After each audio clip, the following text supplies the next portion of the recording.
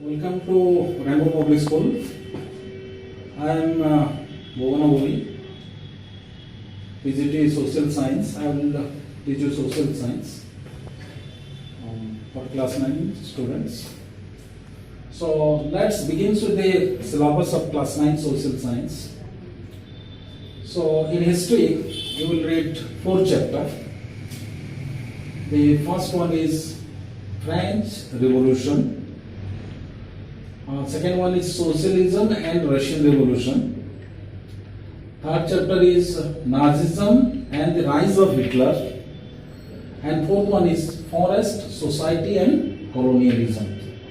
So in history there are 4 chapters in totals. In geography you will read 6 chapters.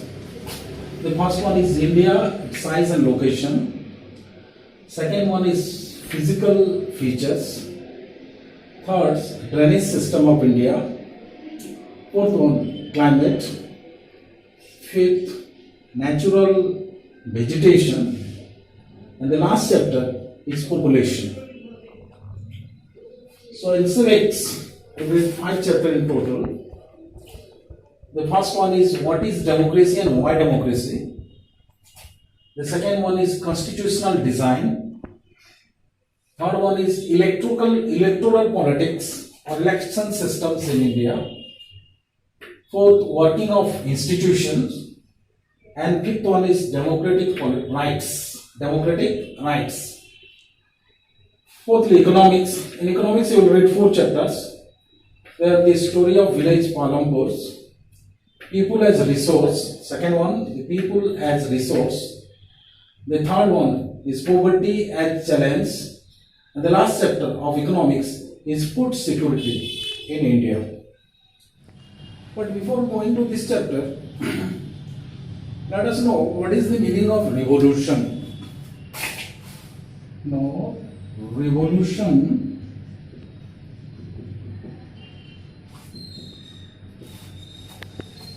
actually the word revolution, it is derived from an English word sedition, and the word revolution, it is popular after French Revolution. Before French Revolution, it was more or less popularly known as sedition. And the word revolution, it refers to complete change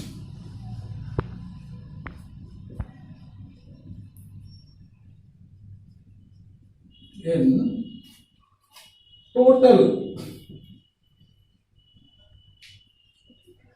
administrative setup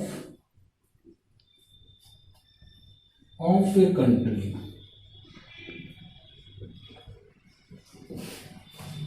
Complete change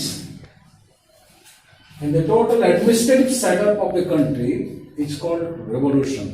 Revolution, it may be slow or fast.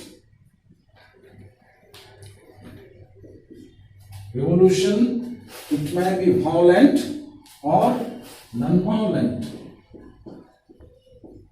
Violent or non-violent.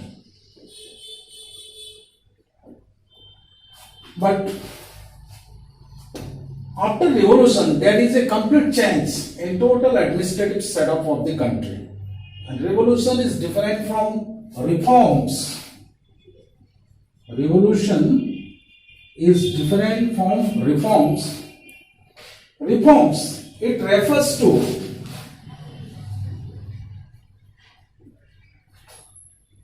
modification of existing system or existing law.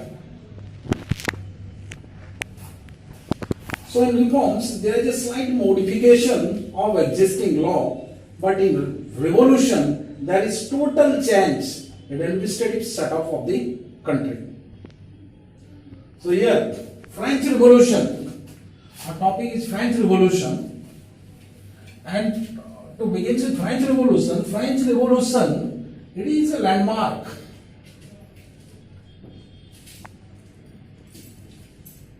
In the history of world.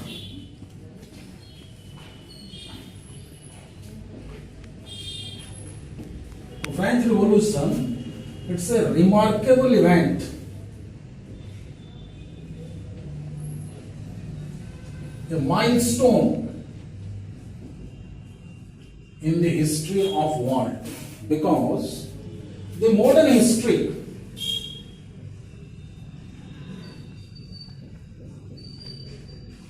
in Europe and begins with French Revolution.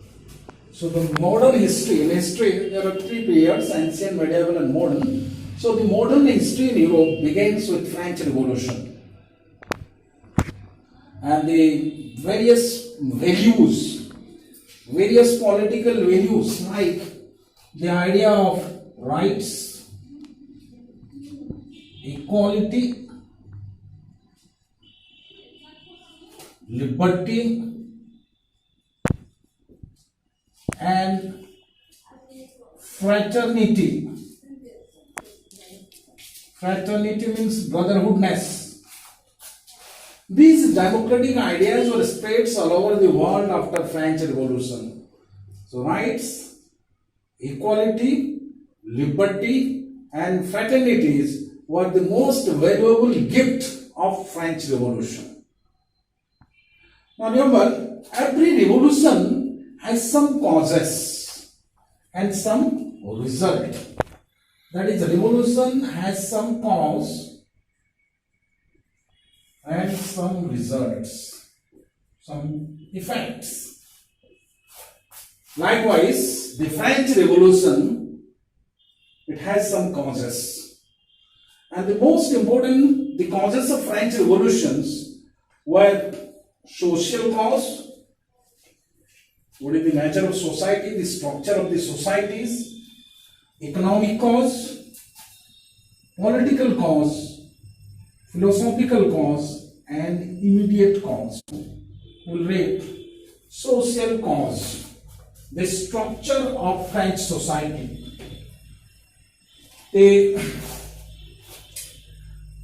Actually, the French Revolution took place in 1789.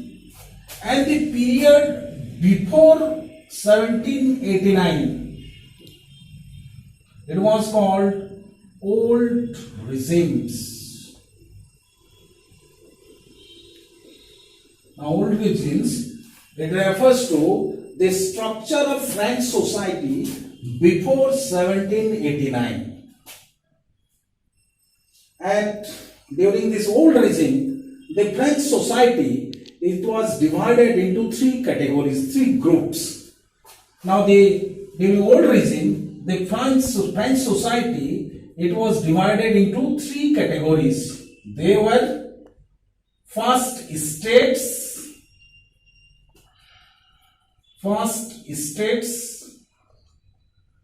second estates, and third estates. First estate, first group, second estates, and third estates. Now, the people who belongs to these categories or first two estates were clergy.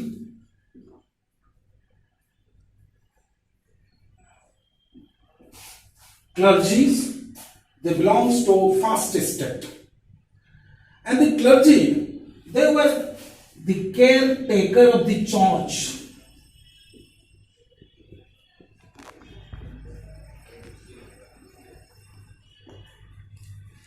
More or less the priestly class or caretaker of the church, and they were given various facilities by the government. They were also called as privileged class. They were free from paying taxes, and they stand at the top of the social ladder of the France. They stand at the top level of the French society. They were given respect by everybody. And the second states, they were called nobility, noble class. They were the rich class. They were the kith and kings of king, relatives of king. And the nobles, more or less, their position was just like landlords. They were called feudal lord in France. Feudal lord. Landlords. Owner of huge estates, and they maintained their own army. And the king always supported the noble class people, because the noble supplied soldiers, army to the king at the time of need. And these two classes, the first and two state class, they were together called as privileged class. Even the nobles and clergy, they were free from paying any type of tax. But the most important groups, the third state, rest of the people belong to third category, third states. Landless peasant, businessmen, traders, lawyers, and the rest of the peoples belong to third category, and they were called as third state, the common people. And their percentage is more than 90%. The people belongs to third category, they are numerically high, their number strength is much more high than the first and second state. More than 90% people belongs to these categories. And the third state, they had to pay different types of tax to the government. Now the third state, they paid different types of tax to the government. The first one, they paid a tax to the king. They paid a tax to the king known as taillis. It's a direct tax collected by the government. Secondly, they paid another tax to the church known as tithes, Tithes. And thirdly, they paid a charge to the nobles or landlords. That is, landlords known as feudal dues. So these three taxes were paid by the common people to king, church, and the landlords. Besides these three taxes, they also paid different type of tax to the government. So tax on salt, on tobacco, and on necessary food items.